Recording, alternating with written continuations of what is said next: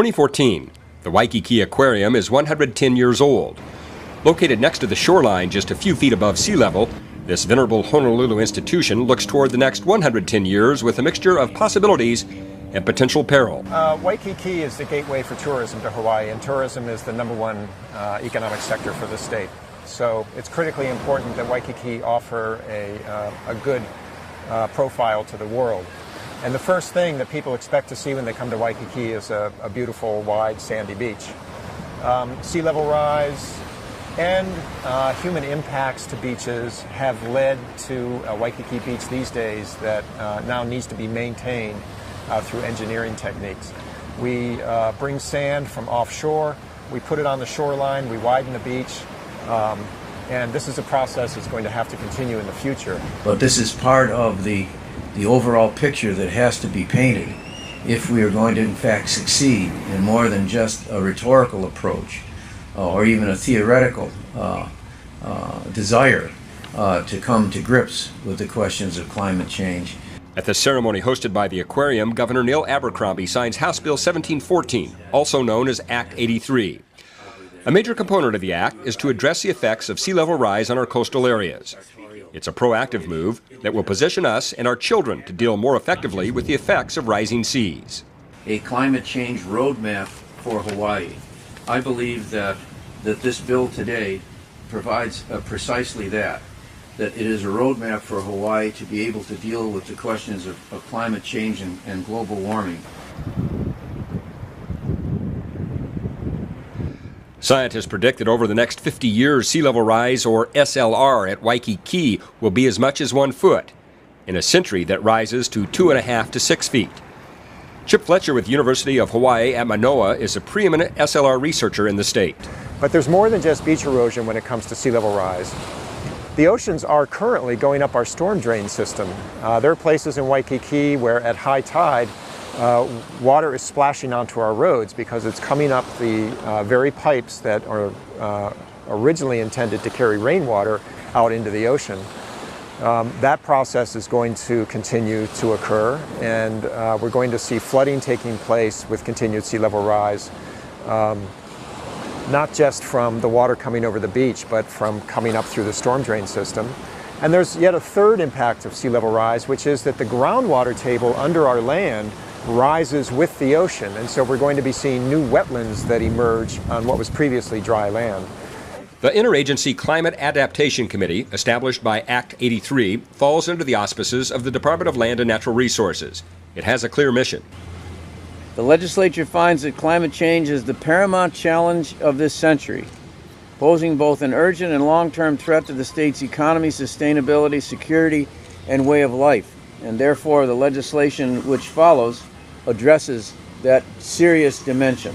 The Climate Adaptation Committee is going to be preparing a sea level rise, vulnerability, and adaptation report to be submitted to the legislature by 2017.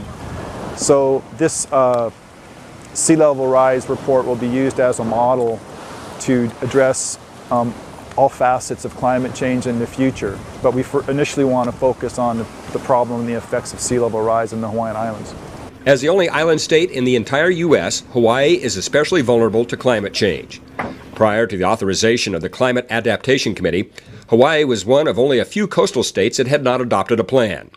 It also authorizes the State Office of Planning to coordinate the development of plans and policy recommendations using the committee's report as a framework. I think in order to understand that, we need to understand the context from where it comes. In 2012, Governor Abercrombie signed Act 286, and that was the Climate Adaptation Bill, which was an amendment to the State Planning Act. And what that did is it required all state and county agencies to consider the impacts of climate change in their decision making. And so what we're talking about practically and on the ground is when you're looking at special management area permits, you need to think about climate adaptation and impacts. When you're talking about leases from the Board of Land and Natural Resources, when you're talking about any type of land use permit, but also policy. So when you're talking about health initiatives, what does it mean when we have a drier, hotter climate? How is that going to affect public health? And it will, those impacts. What this bill does is it takes that policy, which is policies are important because it gives us guidance and an umbrella to work under. But what this bill does is give us resources to do something about it. And the way the framework's going to work, and we still need to sort it out, but generally it's the Office of Planning who worked on Act 286. It's Department of Land and Natural Resources, Office of Coastal and Conservation Lands, who's going to be focusing particularly on sea level rise. Sea level rise is one impact of global climate change that will be felt by virtually everyone in Hawaii, whether you live along the coastline or not. It has potentially serious economic and ecological implications. Well, starting off with our beach dunes, our sand dunes, they're unique ecosystems. Many of them evolved only in Hawaii, so the plants and animals that are associated with them are found nowhere else in the world. Of course, you know that Hawaii has the most threatened and endangered species in the country. So sea level rise and the impacts that it's going to have on the sand dune ecosystems are of a great concern to us. Economically, we're worried about what the impacts are going to be to our roads that are along the highway, to our harbors. Of course, the big commercial harbors are the hub of all of the economic activity on the goods and services that come and leave. So we have to plan for sea level rise and how we adjust to that with engineering fixes, as well as pay close attention to the social impacts and the social adaptation that's going to have to occur with these changes. Researchers have little doubt that based on historical patterns and what's expected in the future, that sea level rise will continue. What can you do? Awareness is most important right now. Keep informed about global climate change and its impacts on you and your family.